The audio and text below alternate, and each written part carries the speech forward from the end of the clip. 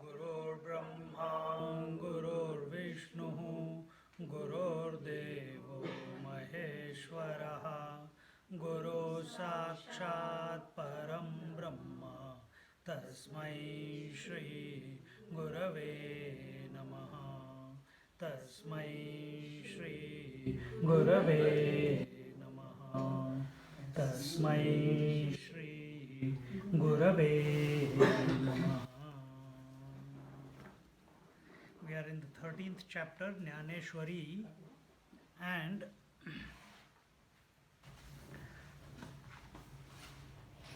we saw last week the first verse, and that went as Shri Bhagavanu Vacha Idam Shariram Kaunteya Kshetramittya Vidhiyate Etadyo Vettitam Prahuhu Kshetrajna Iti Tadvidaha.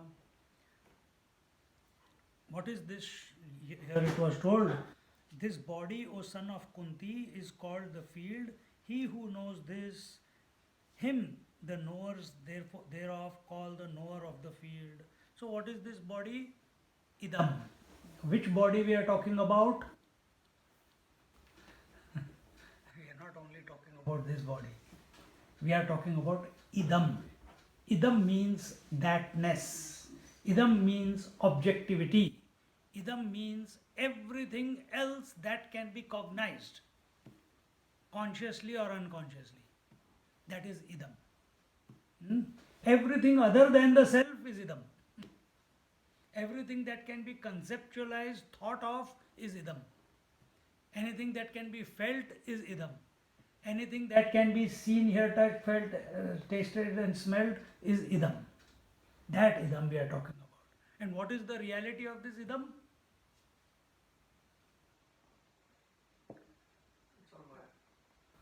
You know what Maya is? Be practical. What is your experience at this moment? Yeah, no, you are not wrong that it is all Maya, but we haven't come to that yet.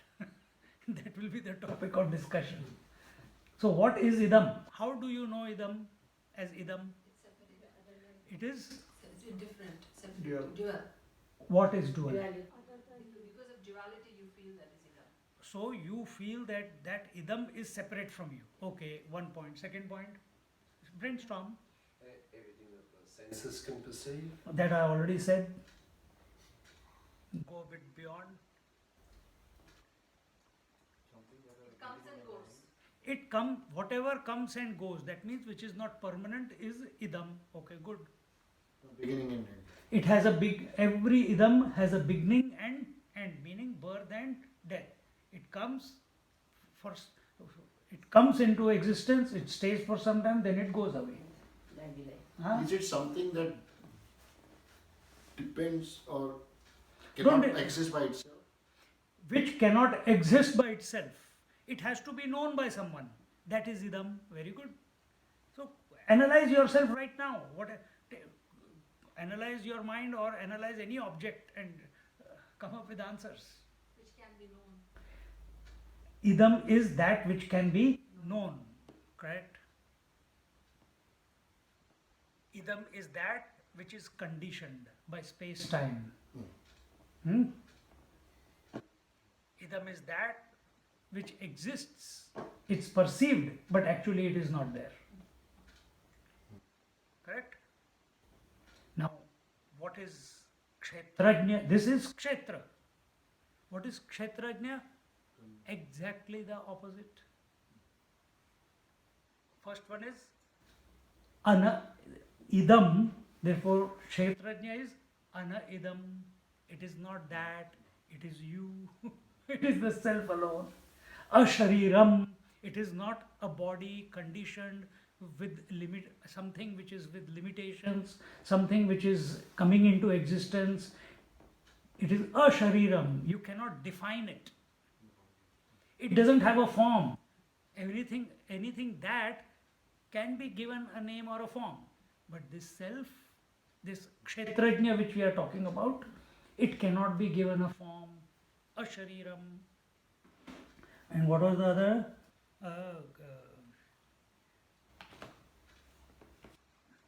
A shariram. And then a kshetram, that kshetrajna is that which is not the field. It is the knower of the field. And the last point is that anabhidhiyate. Here abhidhiyate bola tha, this is anabhidhiyate, meaning it is that which cannot be pointed out, that which cannot be negated, that which cannot be indicated, that which has got no name, and that which cannot yield any results. Dhyate means it is beyond the scope of intellect. Intellect points out, intellect negates, intellect asserts, intellect gives the name, this is this, this is that, isn't it? To any stimuli that comes. So, what are we talking about? That kshetrajna, that knower of the field, and what do you consider? Now take it subjectively. When you say I am and you know that you are knowing this world, you say you know the body, you say you know the breath, you say you know the mind, and yet what is the definition of you or the knower? That it has got no name, it cannot be called Satchidanand, it cannot be called self, it cannot be called consciousness, it cannot be called pure consciousness, it cannot be called Atma or Paramatma. These words we are using for explanation, but it cannot be called anything. So that is the kshetrajna, the knower, and that is you. Don't forget that. So don't, sell yourself short to yourself by taking a position, by becoming something. It's a question of being, not becoming. The moment you become, you have identified with something or the other. Some idam you have got identified. It could be as subtle as a thought. See? Maybe a sattvic thought, but still it is a thought. So what is this kshetrajna? It is that which has got no name. It is that which does not yield any results, because it is all that there is. So how will it give results? See? Whereas intellect works. In kshetra, in the field, if I pick this up and bring it here, this particular form, I have got a result. If I drink the water, this hand picks up the water, puts it into the mouth, the thirst will be quenched. We say, my thirst is quenched. But you are the knower that the thirst was quenched. है ना मजेदार? So this fine line is what the teacher is trying to, the Lord Sri Krishna is trying to bring to our cognition. So it does not yield results. What else? It cannot be indicated. You can point out. In the kshetra, something or the other, even the space can be pointed out. Directions can be pointed out. Idam can be pointed out. Self cannot be pointed out. Even though you say like this, you are pointing at the body. But when you are in the meditation, there also you cannot, just like your eyes cannot see themselves, exactly the same way, the intellect cannot see the one who knows the intellect. You cannot. Therefore, aprapya manasa saha, Taittiriya Upanishad says, that mind cannot conceive it, conceptualize it, come to know it. Knowing is taking place in the intellect. And what is that Kshetrajna, the knower of the field? It is beyond the intellect.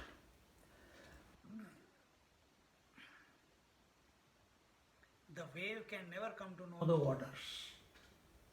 It has to die. Means it has to die to itself.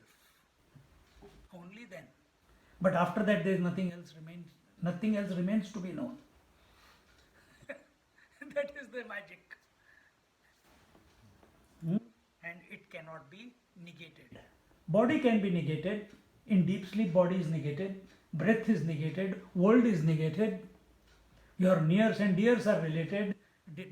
Your projects are negated. Your job, your whatever various roles you play, everything is negated in deep sleep. Including the intellect is negated. All convictions, your past and what your aspirations for, who you are, that is also negated. What idea you have about yourself, everything is negated. But the self, but this Kshetrajna, the one who knows the Kshetra, the field, he cannot be negated. Why? He is ever present. It has never become less, it has never become more. He is ever complete. Those who know this, the way it has been told just now, they are tadvidaha, so say the wise ones. They are very dear to me, Lord Krishna says in the end of 12th chapter. Understand now? Now this is just a taste. There are many arguments about it. And I can read, if you are interested, we can go through the whole argument. What are the different positions various philosophies take in order to prove their point? Bal ki khal todte hai na? Splitting a hair, like that. And it goes on and on and on. So the Charvakas, the naturalists, the the Karma yogis, the devotees, the Nyaya, everyone is putting their point. This is what Kshetra is. This is what, there is nothing called the knower of, some people say there is no one called knower. Some people say knower is a part of the Kshetra only. Another says, hey, all this is load of bunkus, there is only nature. Well, there is nothing like this. Just live, enjoy and go. All different standpoints are taken. Not to say that it is or it is not. It is to bring to your mind that these type of philosophies, these type of mindsets, you will be faced with. Maybe you will get those mindsets sometime or the other as you are going through this process of unfolding of Kshetra and Kshetrajna. These doubts will come up. So before itself, these doubts are taken care of. About Kshetra and Kshetrajna, Gyaneshwari Maharaj in the third or the fourth verse. In the fourth verse, he takes the various, what I just told you. Adi Shankaracharya, he gives a detailed explanation of the various questions that can pop up in the mind of a seeker. So when that verse comes, we will take it, or let's see how it unfolds. So we did the first verse, isn't it? So in the second verse, Gyaneshwari Bhagavad Gita says, Kshetrajnam chapi mam vidhi, Kshetrajnam chapi mam vidhi, Sarva kshetreshu bharata, Sarva kshetreshu bharata, Kshetra kshetrajnayor jnanam, Kshetra kshetrajnayor jnanam, Yattadjnanam matam mama, Yattadjnanam matam mama. In the second verse, Gyaneshwari Maharaj says, know me. The Lord is saying, Shri Bhagavanu Vacha. These are his words. Know me as the knower of the field in all the fields, O Bharata. The knowledge of the field and its knower is in my view true knowledge. So if nothing to be known, if you can't merge into the divine, you can't get into samadhi, it does not matter. If you know who is the knower and consider that knower to be an independent principle, all encompassing principle, and you are that principle who is knowing everything which is other than you. If you remain alert about this while doing everything, this is the basic exercise that is given. That remain, we say na, remain aware, remain aware, remain aware. This is what aware. But instead, what mistake we do? We become aware of the idam. What is being told is, be aware of the Kshetrajna, the knower. Not be aware of the idam. But we think we are smart. Or we misinterpret. Or we get in that excitement, we think, oh, this is what is required. See? So this alertness is required. And if you do this, here the Lord says, this is true knowledge if you ever remain the knower and never become the known. But understand what is known and what is the knower. We have explained that in the first verse. So now I'll take, it will, maybe the whole class will go in this, but enjoy. It says,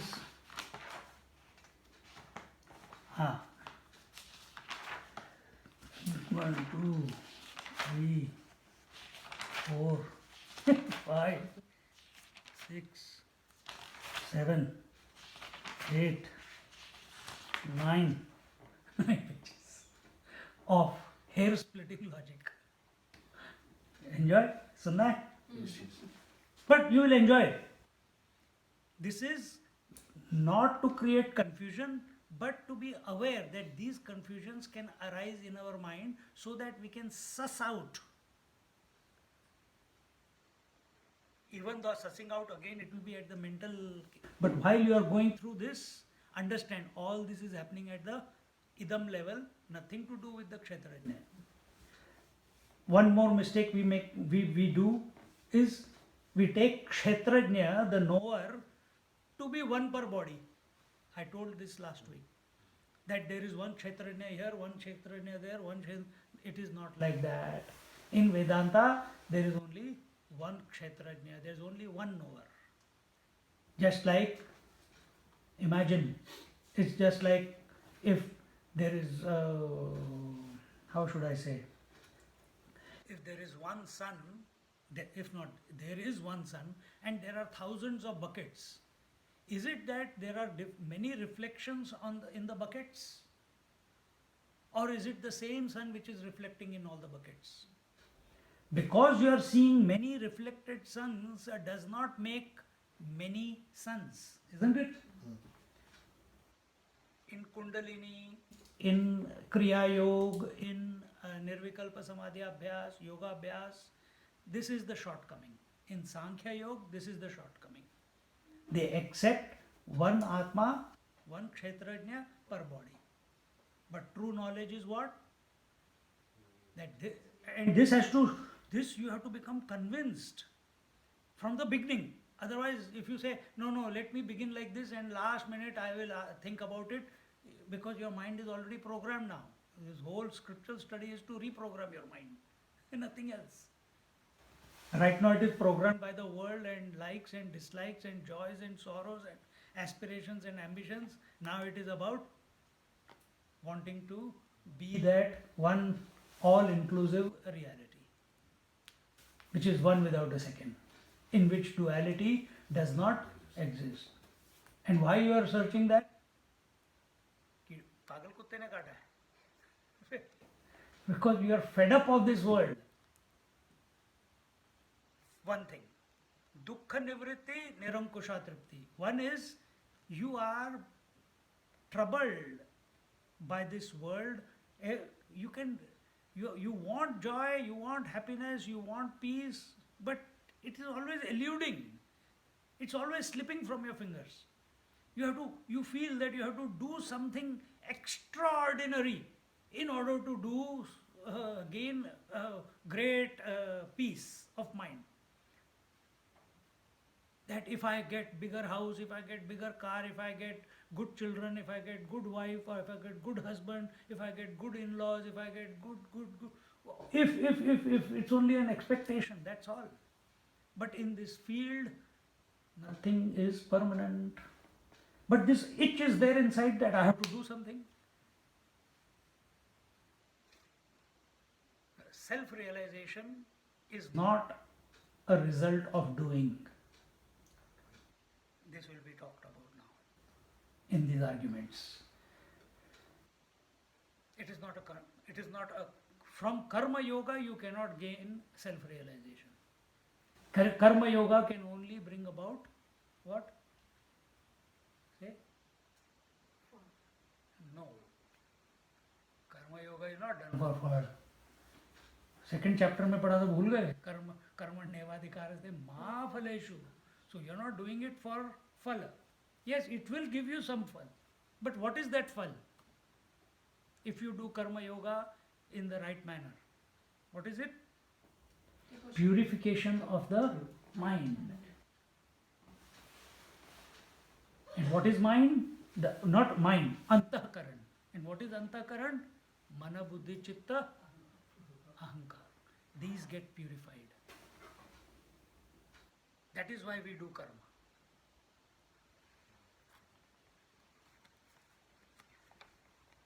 Kshetrajnam chapi mam vidhi sarva kshetreshu bharata kshetra kshetrajna yor jnanam yattad jnanam matam mama. Now this is not what we are going to discuss, is not what is discussed by Gyaneshwari Maharaj, but it's an interesting diversion. Understand that the Parameshwar is the Kshetrajna and not the Jeev. And where, as Sarva Kshetreshu means everywhere. If you take this as one field, second field, third field, fourth field, behind that chair as one field, that wall as one field, behind every field it is the same Ishwar or Paramatma. Don't consider it to be separate. Discover him to be Kshetrajna. Who is he? I am that Kshetrajna who is the Parameshwar. In and through all limitations, Sarva Kshetreshu, he appears as if he got divided into upadhis. Upadhis means various conditionings. Just like water seems as if divided into various waves. Isn't it? But actually it is a divisionless division. Isn't it?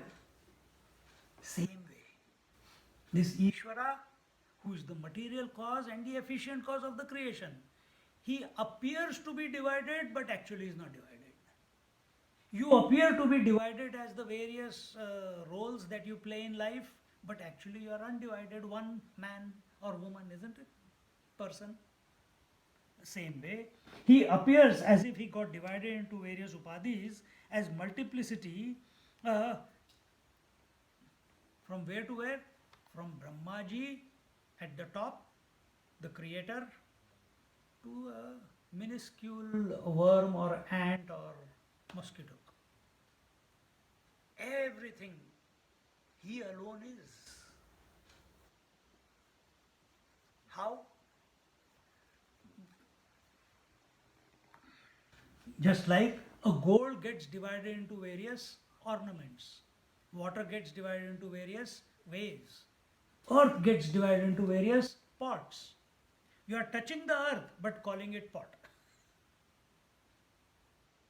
See? You are touching the waters but calling it wave. You are touching the gold but calling it ornament. Now this vision of seeing that continuous substratum, like in those examples are to shift our attention to come to that Kshetrajna.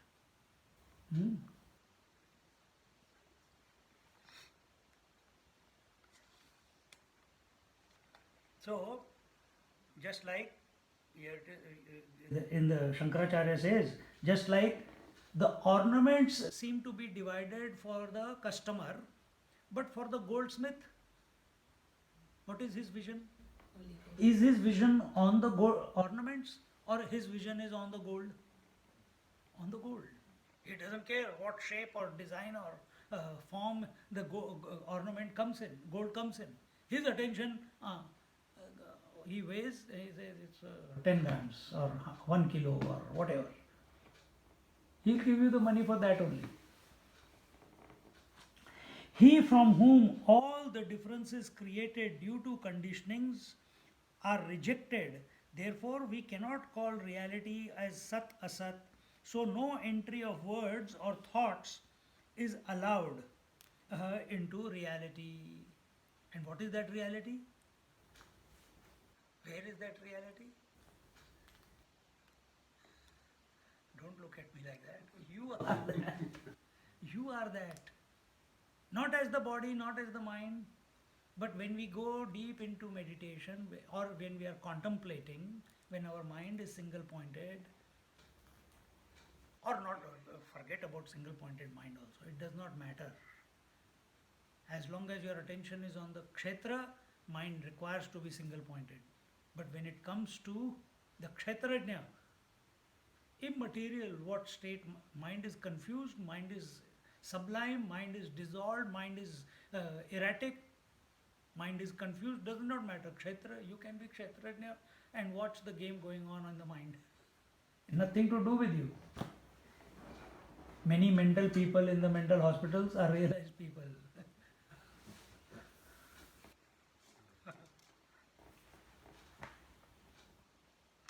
So,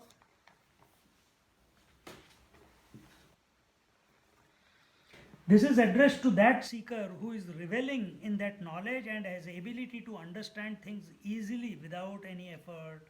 To him it's said, because Kshetra Kshetrajna is not other than Ishvara.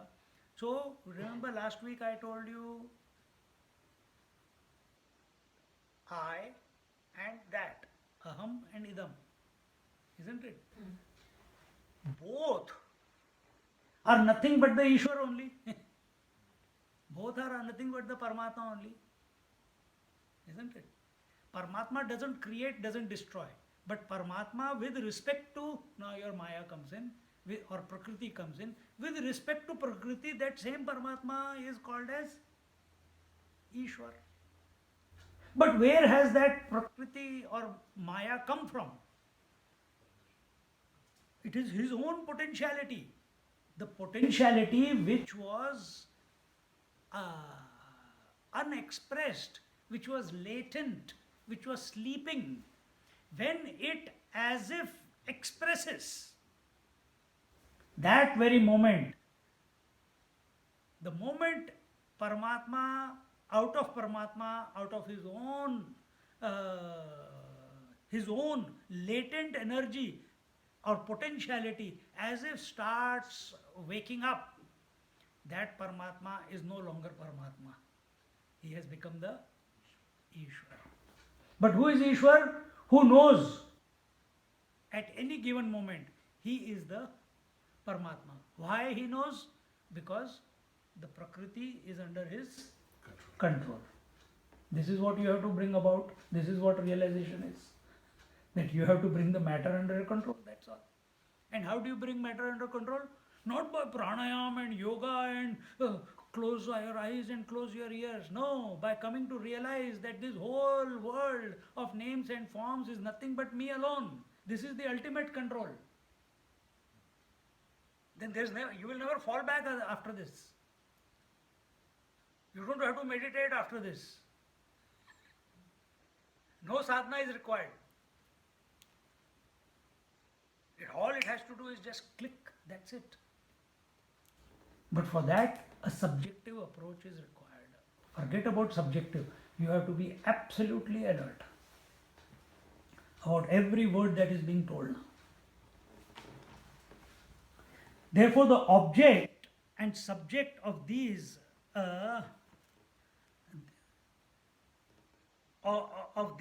so unless we have clear understanding of what is objective world and what is subjective world, till then we will be playing in the relative field. So what is the objective world and the subjective world? Objective world is the outside world. We are taking different level. Is the outside world, and the subjective will be the inner world, which is going on in your mind. Correct? Correct. Go one further. What will be the objective world? Everything that is known by you will be objective world. Right? What will be the subjective? The one who knows will be the subjective. Isn't it? And right now, how do you know yourself? Correct. Good. Right now, you know yourself as you only through your mind, not independent of your mind. Whenever the mind becomes independent of thoughts, the only condition you know is sleep. Very alert. Be attentive.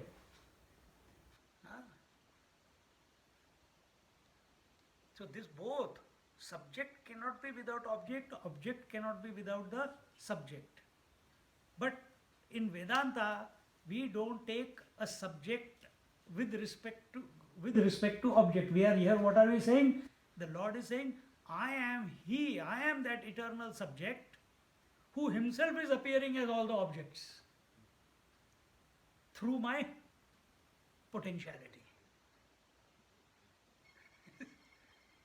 It cannot, we can talk about it, it has to reveal, it has to click. There are no, the examples are only limited. I can give you water, this, that, but you have to see what is happening there in you. And you cannot take it only your body, you cannot take it that way. You have to take the total experience of this kshetra. So when we say kshetra, kshetra does not mean only this body. The kshetra does not mean only this world. It is everything else which is known by you. And how it is known by you? Through the mind. How do you know it through the mind? Through the thoughts. Isn't it? That's how you know the whole world. That is the kshetra. And this knower that we are talking about, you must be thinking, maybe the dialogue is going on. Oh, I know this. I am the knower. I caught myself.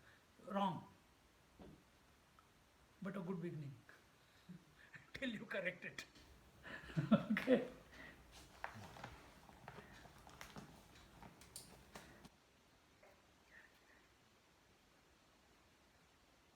So, what is objective world and what is subjective world? Till then we will be playing in the relative field. Relative field is where there are opposites available to compare. So if you are the I and there is something to interact with, relate with, argue with, know, something to know or not know, you are still in the relative field. Relative field. You are playing in the kshetra only. Kshetrajna you haven't even thought about. If you are thinking, yeah, the Kshetrajna I am, you are still in the relative kshetra. You have nothing to do with Kshetrajna still. Therefore, that knowledge by which we are able to perceive the conditionings, the chidabhas, the jiva bhav, in sadhana, jiva is discarded to become one with jiva bhav. Therefore, jiva bhav, the principle. Like, how many lights you are seeing here? 7, right? Sources of light, 8, maybe camera also. But the principle of light is the same. Lights are different, but the principle of light is same. jivas are different, but the principle of life, which is expressing through everyone and everything, is the same. So, first we must raise by proper contemplation that this principle of life is not one per person, but it is the same principle which is expressing behind everyone. This was told in the 11th, shown to Arjuna in the 11th chapter, isn't it? That behind, where he says, what we chant also, Om Sahasra Shirsha Purusha Sahasraksha Sahasrapad, that behind all eyes I am, behind all legs I am, behind all hands I am, behind all speech I am. What do you mean by that? That it is the same principle which is functioning behind. But because of our identification, we feel we are one and there is another. This is what is, therefore, Ishvara is the same as Jiva Bhava and are one. So, either you come to Jiva Bhava, here it is being, Swamiji is telling, either you come to Jiva Bhava, that is, that one principle which is expressing behind everything, or you become one with Ishvara, surrender to Ishvara. It's one and the same thing. It's one and the same thing.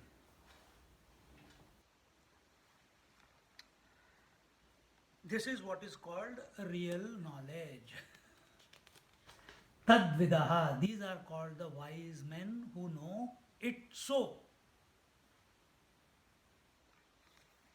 So first, now what is our sadhana?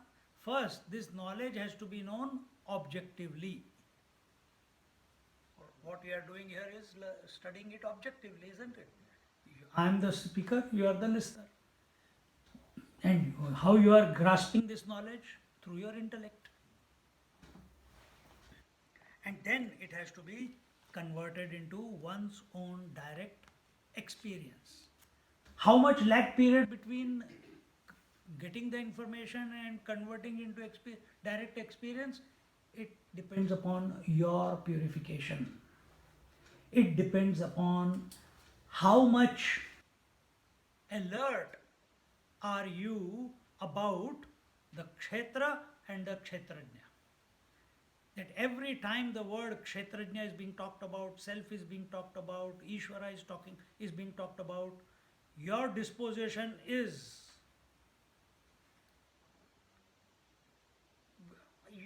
you are watching that the mind is saying I am the one, but you are taking that position which is undisturbed.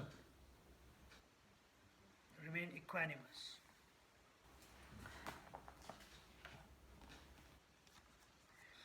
Now the thought that we are always talking of Jiva and Ishvara as two entities, but you are straight away discarding the Jiva.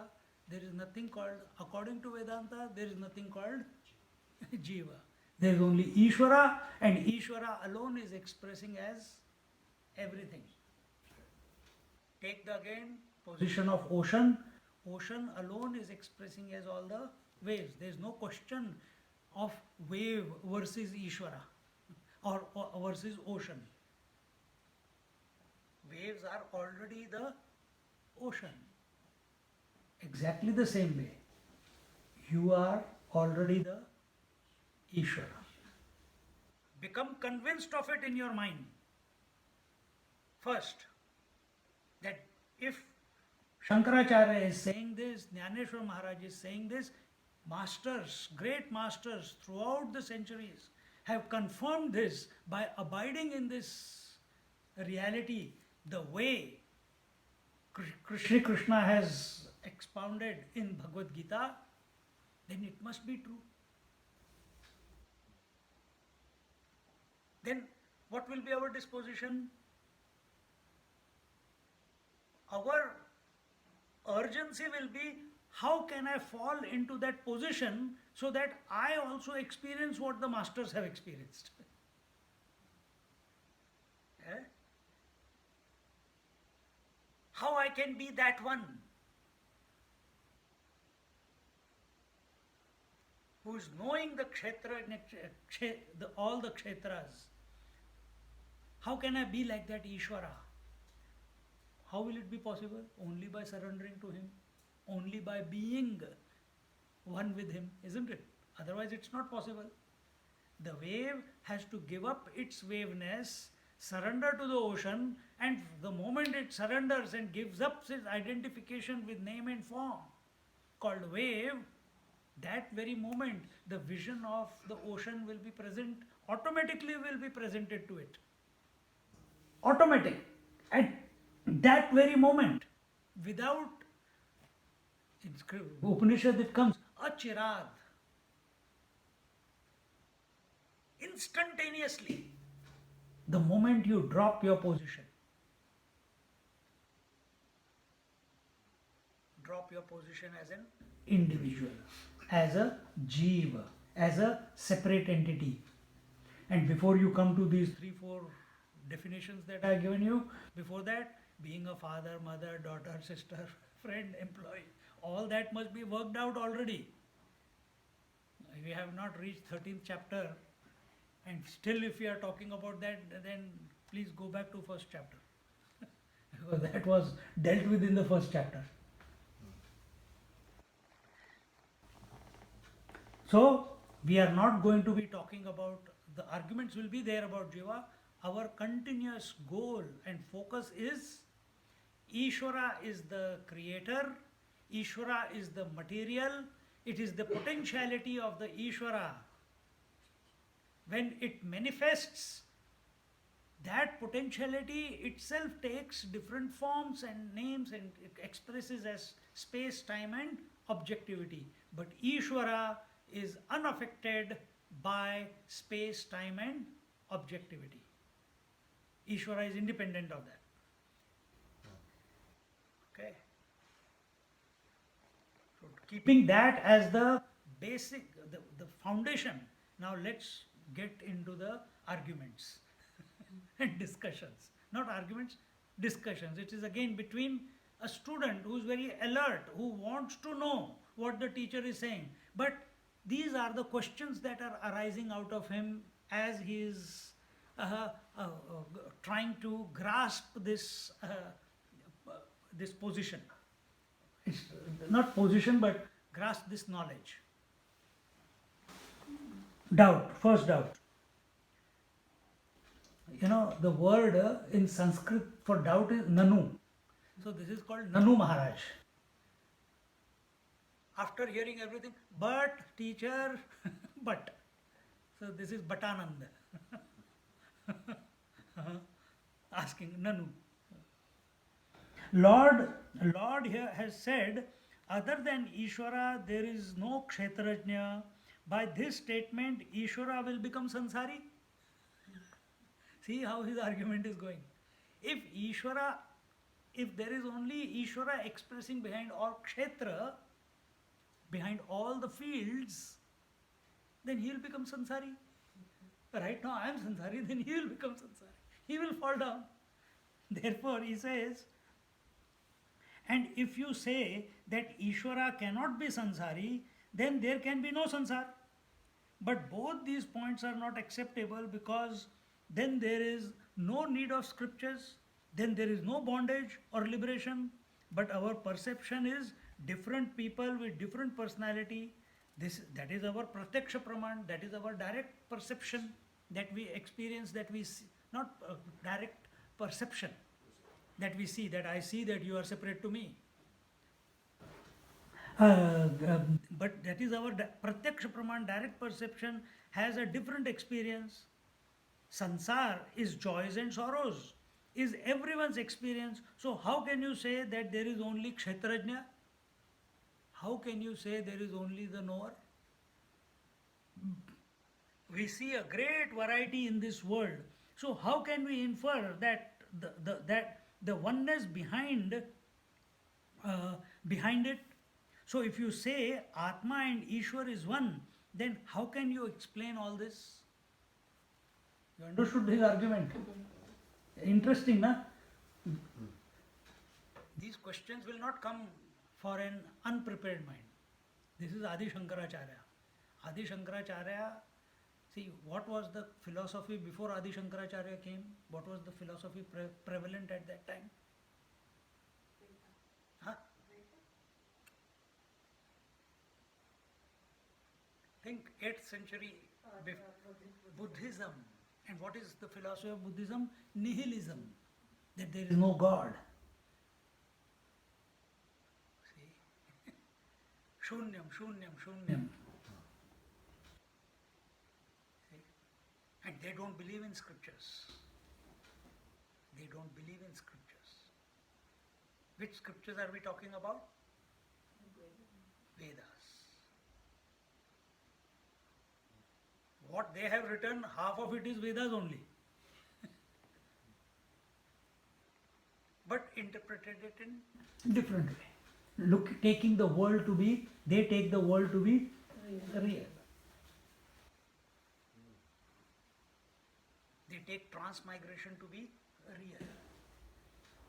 They take death to be real. See? And in those times, to revive the Vedas, Adi Shankaracharya was born. So, now about 12 arguments are brought about this reality. You understood what was the question? The question was, if you say that there is not one jiva per person, the jiva bhava is the same, just like that, take jiva bhava or the Ishvara. Ishvara is one behind the entire kshetra, entire field. He is the knower of the entire field. The student says, if he is the knower of the entire field, then he will become a sansari. And if you say he is not becoming a sansari, and we are, because in the end it has to be our subjective experience, isn't it? And if you say that I am that Kshetrajna, essentially, but my experience in the outside world is different. I can see the differences. I cannot see myself behind him. I cannot see myself inside a tree, expressing through a tree. This is what he's saying. And he says, I do not accept that Ishvara and Atma are one. They cannot be one. If they are, explain. Challenge. So the teacher says, first argument. If there is one Kshetrajna in all bodies and other than him there is no other enjoyer, bhokta, then what implications will be there? First, the Ishwar will become sansari. Then, other than Ishwar, there is none. Other than sansar will not. Then the sansar will not be there. So why are we talking of sansar? Then there will be nothing like bondage and liberation, study of scriptures, and also we directly see the sansar and suffer. So what can we say about it? This is the point that the student made, and this is where the student is coming from the Sankhya foundation and we are talking from Vedantic foundation. In this argument, if we take our direct experience in this world and we are told Paramatma is reality and world is not the reality.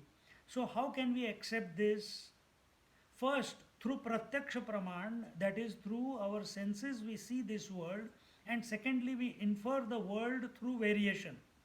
So what can justify the variation? So to this it said, dharma adharma determines it. And all this will be null and void if we accept Kshetrajna and Ishwar as one. The student is saying, this is expanding on his doubt. The teacher says, no, your conclusion is wrong. Straight away. What was it? All this will be null and void if we accept Kshetrajna and Ishwar as one. The knower of the field and the Ishvara, if we take them as one. In Vedanta we take them as one. In yoga, in Kriya Yoga, in Bhakti, we take it as separate. So now this is the leap that needs to be, we have to be available to. It's an intellectual leap into consciousness. merely just like a woman become a bachelor becomes a husband after he puts the varamala, something shifts in him. Yes, it shifts, but he fights it till it gel. Circumstances fix him there. Same thing is happening to us now. We have come to a point where sudden shift is going to be brought about in our understanding. If you are available, it will happen as we are listening. And there will be no doubt about the subject and object, about the Kshetra and Kshetrajna.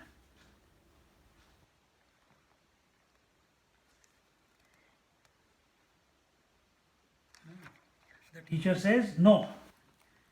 Whatever conclusion you have drawn is wrong. This is possible because there are two fields of knowledge, and there are two fields. And what are the two fields? Knowledge and ignorance. And in ignorance, all this is possible, what you are saying. What was he saying? That Ishvara and the Kshetrajna, the Atma, the knower, cannot become one. Where is this possible? Only in ignorance. Mind is an expression of ignorance. As long as you have thought knowledge, as long as we are thinking, we see Jesus on the cross, we see Ramchandraji with his stern position, or we see Krishna, we see Shiva, as long as we see them as separate, we are still moving around in ignorance. What did the Lord say in the 12th chapter who are very dear to him? Those who are tattva-darshis. Tattva means the essence. And here the expansion of that essence is taking place from 13th chapter onwards. In Kathopanishad, it's clearly established that there are two paths told above and they go in opposite direction. First, when you follow path of knowledge, you are searching for supreme reality. And the followers of path of ignorance who try to find happiness in it can never find it. We are not saying, be very alert. He is not saying that you are trying to find happiness in the world and you will not get it. He is saying the first people, those who think they are intelligent, they search for happiness by thinking about supreme reality. They are the first foolish ones, and the second ones are those that who follow the path of ignorance, who try to find happiness in supreme reality by searching for supreme reality. They are and they will never be able to find it. Why? As long as it is told, the search for happiness is the most miserable search. The search for reality is equally so. Do you have to search for your eyes to prove that you have eyes? Do you? Exactly the same way. Until and unless this search for supreme reality is objective in nature, you are going round and round and round in the same kshetra. You are going in the same field. And what is that field? The field of duality, ignorance, Maya, whatever you may call it, Prakriti, energy. You have to somewhere, as a result of deep contemplation, purification, focus, whatever, by different paths, you have to come to this conclusion. The one whom I am seeking, I already have. I have to stop this search now. But until you don't get frustrated with this search, you will not make this conclusion.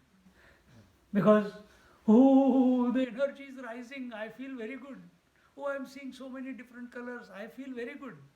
Oh, I saw God came and gave me darshan. Oh, now Mata came and gave me. Oh, so many Mahatmas came and gave me darshan. Shirdi Sai Baba came. Still in the field. The Kshetrajna is far away.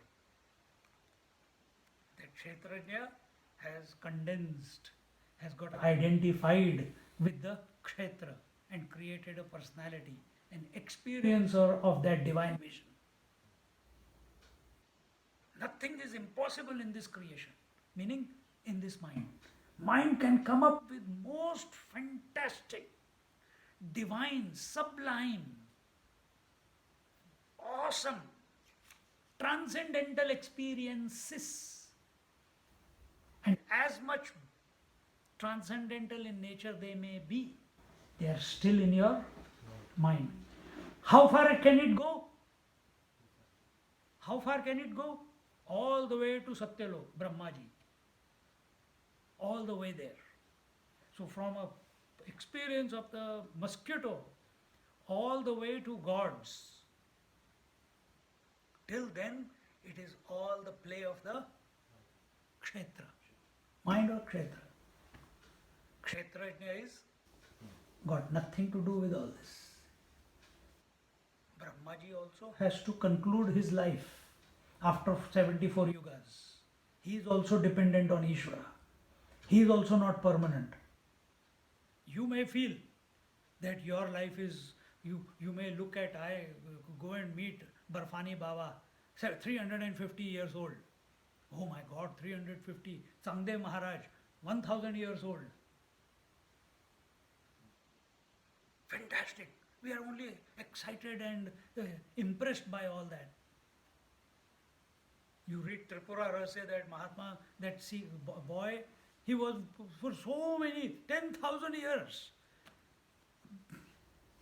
He was in meditation. Bharatji, 10,000 years he was in meditation. When he came out of meditation, this young boy, the whole world had changed. His father had passed away, everyone had gone. Nothing is impossible for this mind. Nothing means nothing. But the point is, what do you put as the mainstay? What conclusions you want to put into this intellect? What knowledge do you expose this intellect to? So that becomes your experience, and eventually the intellect is dropped. Or let it continue. You be. Because the field that we are talking about, the Kshetrajna, not the field, the Kshetrajna, he is beyond the intellect. So here teacher says, Vyasji also says about these two paths and says, it's not to improve ignorance, but to show that by knowledge the ignorance and its effects should be destroyed.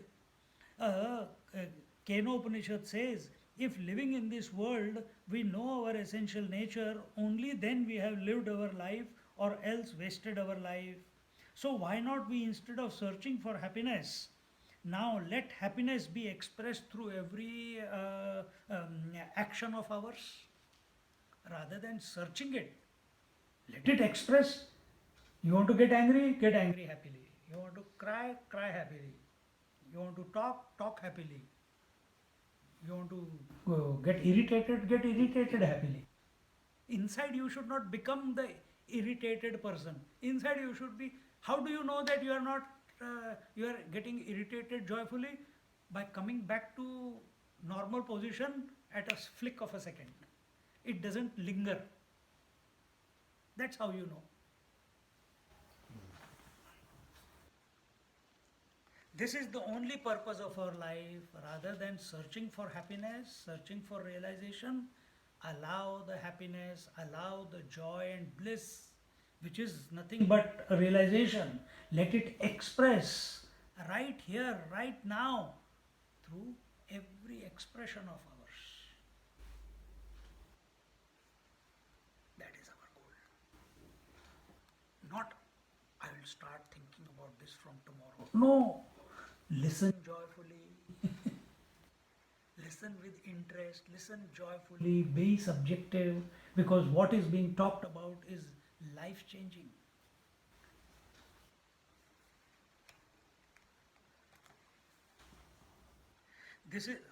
Nrsimha Purva Tapani Upanishad says that there is nothing else worth knowing other than self.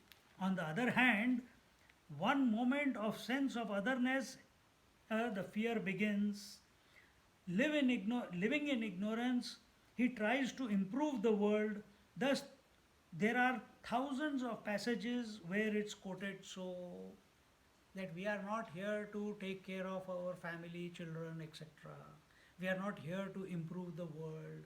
We are not here to become a leader. We are not here to do sadhana. We are not here to search for happiness. Then what are we here for? To express happiness in and through every moment through our expressions, through our actions. Okay. And then whatever is needed, however the Prakriti needs to organize itself, it will keep doing it. You got nothing to worry about it. You only keep expressing happiness in and through everything. And where does action take place?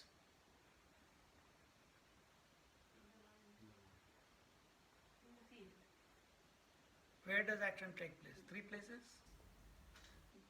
Manasa, Vacha, Kaya.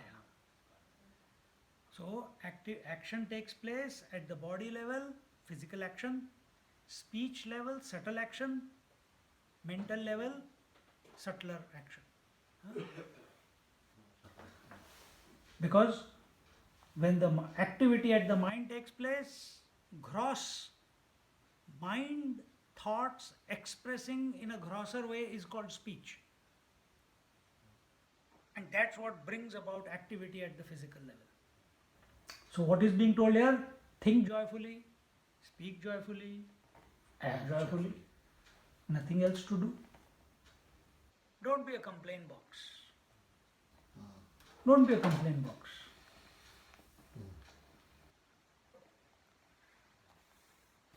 In Gita, it said that avidya should be destroyed. When we see snake, thorns or a lake, we avoid it. But when they do not know, then they use the snake to tie as a rope. Therefore, Nyaya says, discover fruit of knowledge by destroying ignorance by knowledge. So, what are we doing here right now? Destroying ignorance of who we are, what we have perceived ourselves to be, what we are imagining ourselves to be. What are we imagining? An individual. And who is this individual? That we have taken that Kshetrajna to as if identify with this body. And we have started imagining ourselves due to identification. We have started taking ourselves to be an individual. Is this identification possible? Not possible. There is no identification possible anywhere in your life, yet it appears to be so, isn't it? That is the doubt of the student, Sansari. Ishvara has become Sansari. And second doubt is that Jiva and Atma or Atma and Ishvara can never become one. And in this way, and this is also seen that one who does not have correct knowledge of himself and takes himself to be body, then likes and dislikes become the order of life. Whole life is going on into vegetarian food, non-vegetarian food. Whole life is going into, oh, I sleep on the hard floor, I don't like the mattress.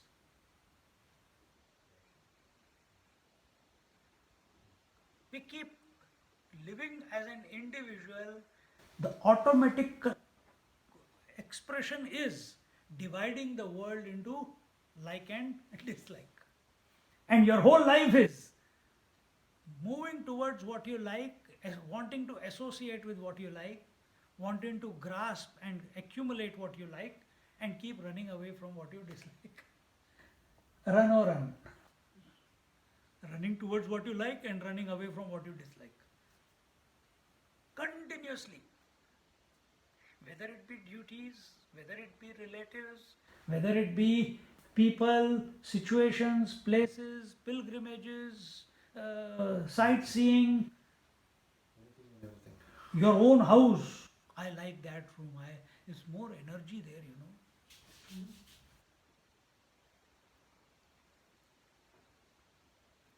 I don't meditate in toilet. That's bad energy. Everyone puts bad energy there and goes away. How can I meditate there? This is like, dislike. We are talking, I'm just making a joke of it. But how we keep dividing the world. This is my cup. Tomorrow, next time you change this cup, where's my cup gone? I'll say. Because for last 2 years, 3 years, I've been watching this cup only. See, association makes you attached. Association makes you attached. If she had given me anything, if someone gives you 2 times, 3 times, 4 times it doesn't come, you will start missing it.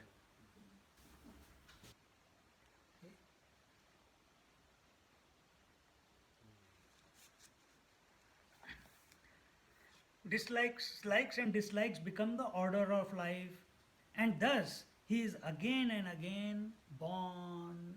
Likes and dislikes precipitate as subconscious impressions. Another technical word for it is vasanas, latent impressions. And these latent impressions are the cause of birth after birth after birth after birth. Understand now, understand the concept first. Why it is important to express joy rather than seek joy.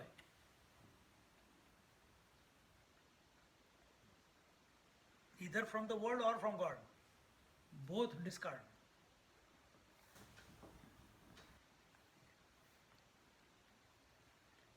Thus he is again and again born, and he who has discovered himself to be free of all the 3 bodies. What are all the 3 bodies? The gross body, the subtle body, and the causal body. Or let's take it the other way, the waking body, the dream body, and the deep sleep body.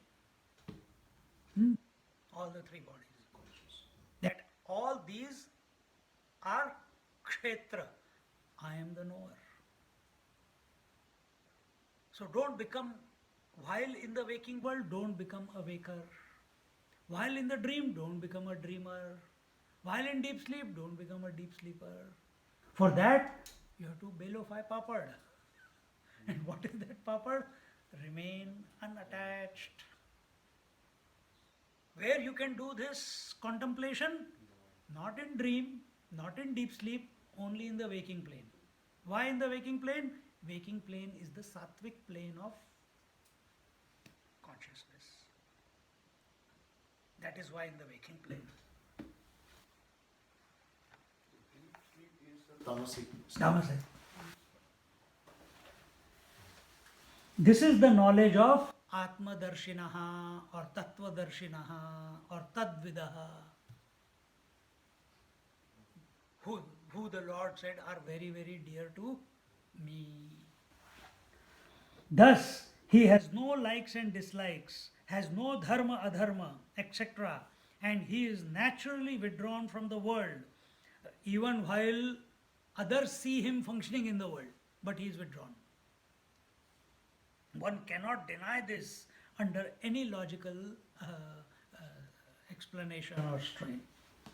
When we reject the world that is renounced out of frustration, it will frustrate us. But when done by free will, then there will be joy in renunciation. This is liberation. A person who is a beggar and says, I renounce wealth, he is doing it out of frustration. He wants to get entry into an ashram where he can get free food and dakshina. Some people tell us, Amiji, your life is good. You don't work, you travel so many places, everywhere you go for food, and people give you dakshina. And you come live with me like I live. Find out how I live. Live for 2-3 days like this and show me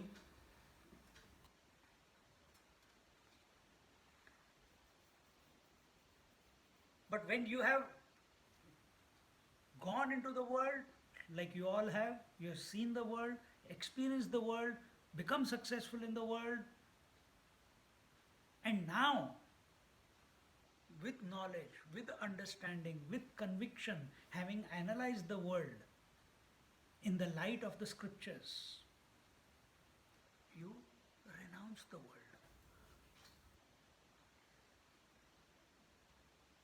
Meaning, renunciation of the world means what?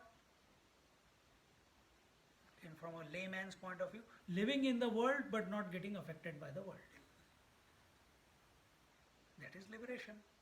Right now we are living in the world but getting affected by the world with every happening, with every news, with every advertisement.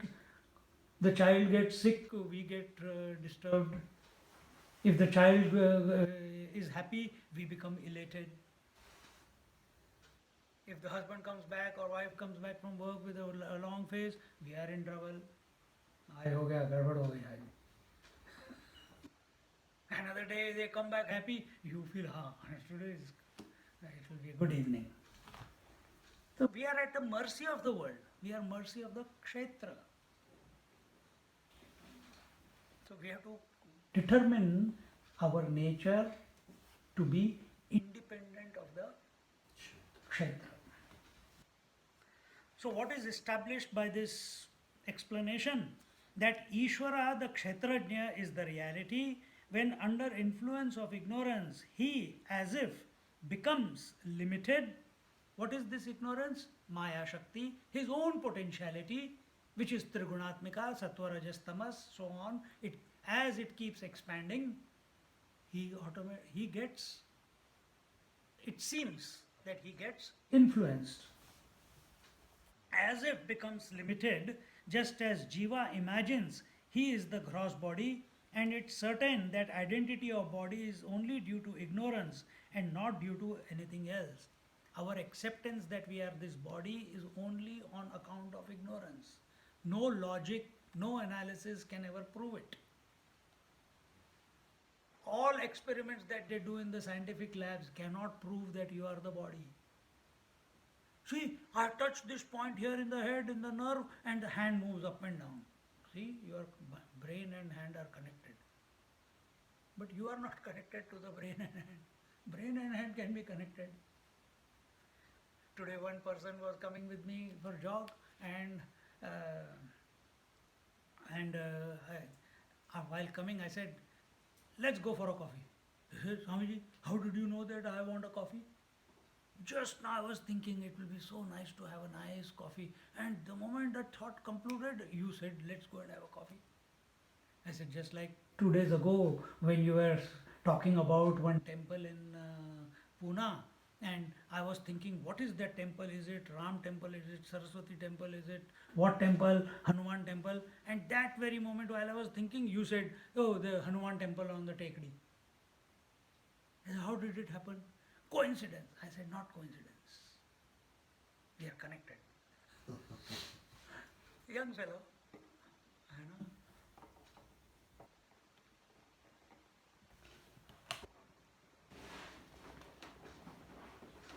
He's as if become limited, just as the jiva imagines he is the gross body, and it's certain that that identity of body is only due to ignorance and not due to anything else.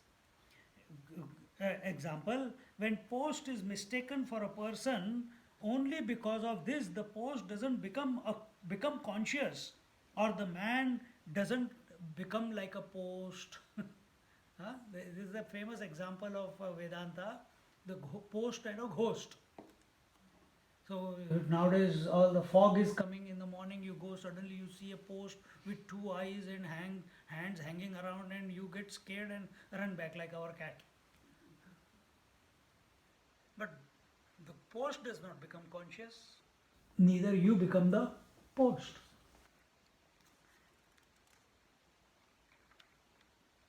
Misidentification due to ignorance, and thus 6 modifications of asti, bhati, priya, nama, roop, these etc. cannot be attributed to the reality. This is the meaning of the word etavata. So, etavata means the eta. ऐसे कहा. So, joys, sorrows, delusion, etc. do not belong to the Atma Tattva, the Kshetrajna. Kshetrajna, the essence that you are, the true dharma of yours, the essence of yours, it is, what is it? Nirmala. Nothing can be attached to it. It is ever pure, immaculate. It's immaculate. And they belong to ignorance or the upadhis and not the purusha. They belong to the kshetra. They do not belong to the knower of the kshetra, which is the kshetrajna. Another word here Shankaracharya has used is purusha. Purusha can be a man, purusha can be a jiva, purusha can be the jiva bhav, purusha is also used for Ishvara, and purusha is also used for Brahmaji. So that in what context the word purusha is being taken in various parts of Bhagavad Gita and Upanishads, that is the adeptness of the teacher to bring out the right meaning, seeing the theme that is being explained at that time, examples that are being taken, what is the teacher trying to bring out from those verses. Everywhere you take Purusha as the Ishvara, you can't study the Gita then. You have to know in which context that word is being used. Now objection is raised on the examples. Both the post and superimposed man are objects and knower of them by him. The qualities of post are superimposed on man and vice versa. And this happened because the seer could not see post as a post. But here the objection is the knower is other than the post and man, but in case of Atma and Deha, there is no knower present, therefore the example is wrong. He is finding fault in the teacher's answer.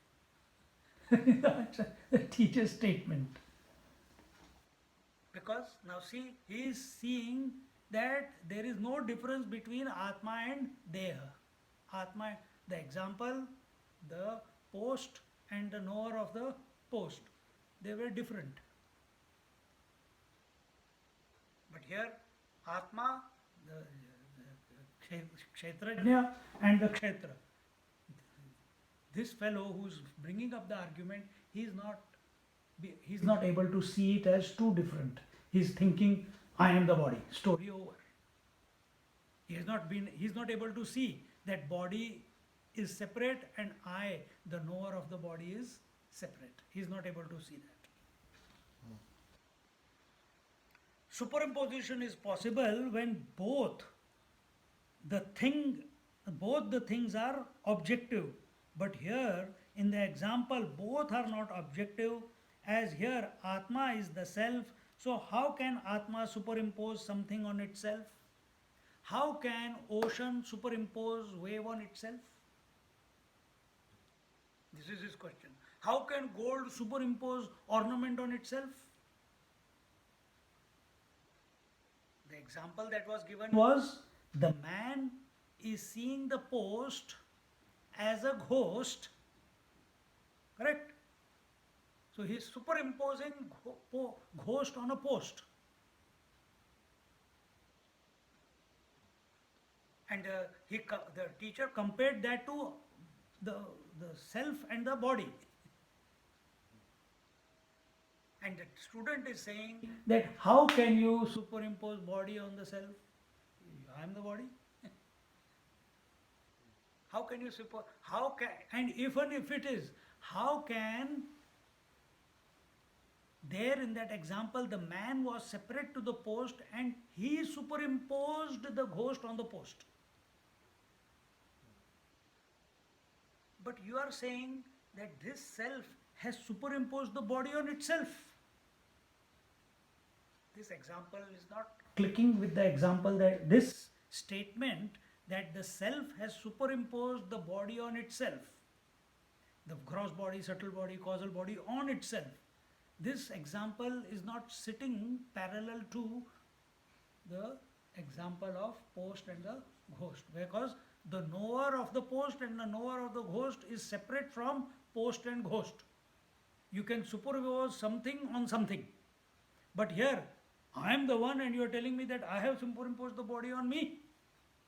Something wrong here, sir. See how fine, but it's a question, it's a doubt. If it has not come in your mind, it might come sometime. So better address it now only. This is the beauty of Shankaracharya. Even though we are studying Gyaneshwari, we are digressed from his commentary just to indulge in this.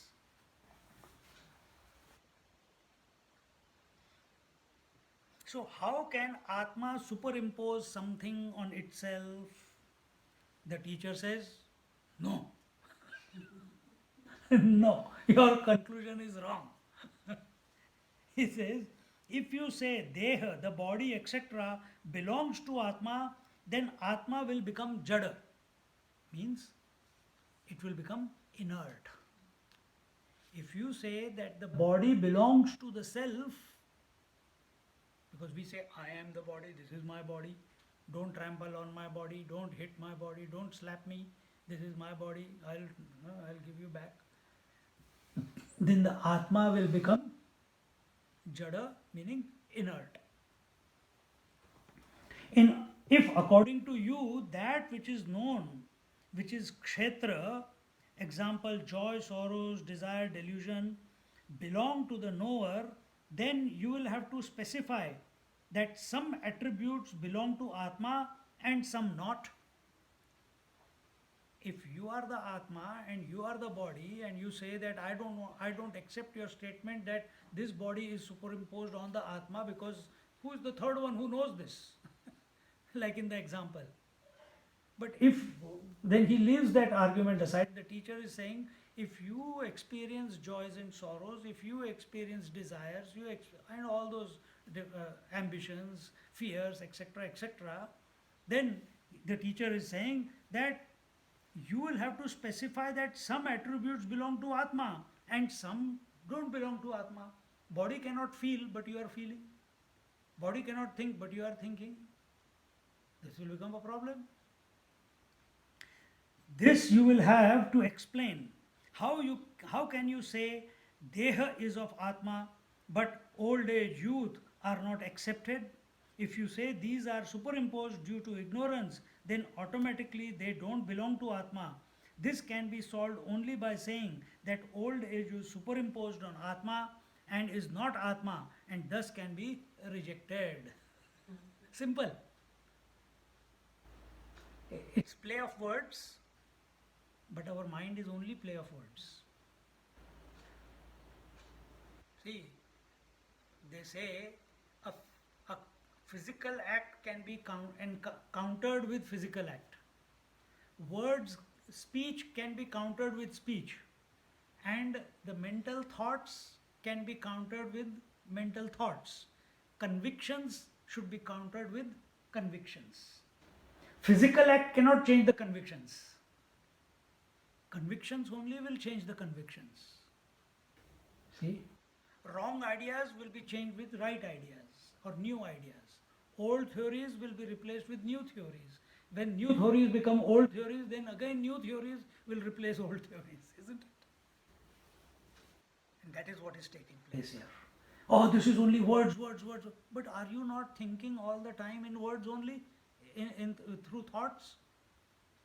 And this is how we are, what is called in modern terms, reformatting our hard disk. This is reformatting.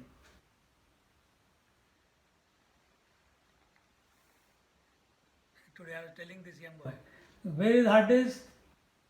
In my pocket. Where is the space? 2 terabytes. Can you see it? No. But can you? What goes in only comes out, isn't it? Yes. I said, then be careful. This is an infinite terabyte. What you put in will only come out. So be careful. Be alert. What goes in? Only that will come out. If you put wrong things in and then say that good things should come out, or right things should come out, it will not happen.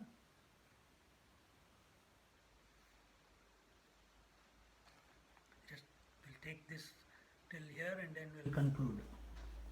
So the teacher says that then automatically they don't belong to Atma. If you say that these are superimposed due to ignorance, so if you say that if you don't want to attribute some qualities to Atma and some qualities to the body and mind, etc., and then if I give this argument and you say, no, no, no, how can you give qualities to Atma? Atma is self. You cannot. Then you have to accept that this body has been superimposed on the self. Then you cannot, under any other conditions, you cannot show a relationship between these two. Atma is ever independent, and therefore this can be solved only by saying that old age is superimposed on Atma, just like childhood came,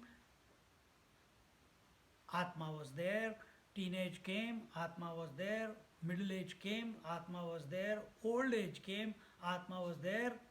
So all the many years, the change that body has gone through, it has come and gone, but you have remained the same, haven't you? Yes, sir. Have you changed along with that? No, sir.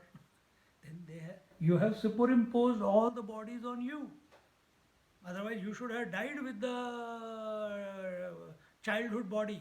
You should have died with the teenage body. You should have died with the youth body. But that has not happened. Which means the conclusion is body is superimposed on the self. Understand it in this way.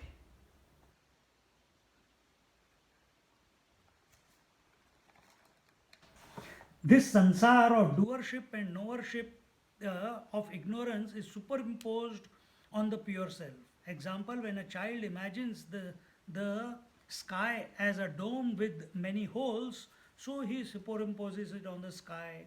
Therefore, Kshetrajna is one and is present in all hearts. But Sukha, Dukkha, Moha, Ichha can never touch the supreme reality that we are. Just because someone has superimposed something on you, example, stupid, fool, idiot, great, Mahatma, etc., you don't have to accept it. Because that's their problem, not your problem.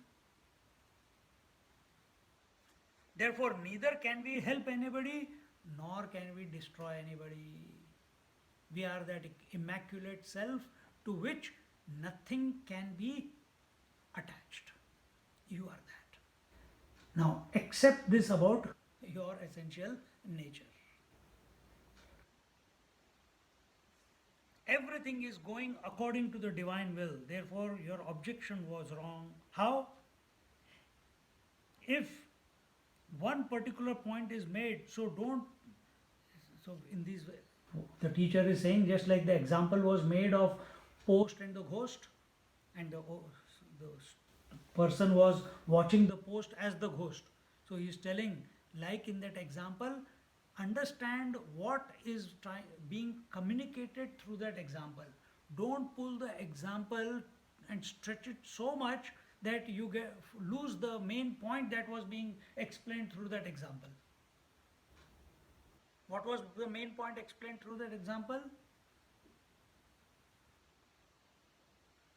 What was the main point? That the Atma and the body, they can never become one. Body is superimposed on the Atma. That was the point that was being made. The ghost was superimposed on the post. And you took the example, but what about the man who was watching it? Where is the other man who's watching the self and the body? Don't pull it ad infinitum. So don't go beyond it. In the example, the point brought out was how through ignorance the self is wrongly perceived. So drop the post, man and the ghost. So understand the principle through the example, drishtanta, and then drop the example also. So don't pull the example beyond its limit. But you think the student is going to keep quiet. Nanu. Again he comes up with another argument. which we'll see it in our next class. Om Purnamada Purnamidam Purnat Purnamudachyate Purnasya Purnamadaya Purnamevavashishyate. Om Shanti Shanti Shanti. Hari Om Shri Gurubhyo Namaha. Hari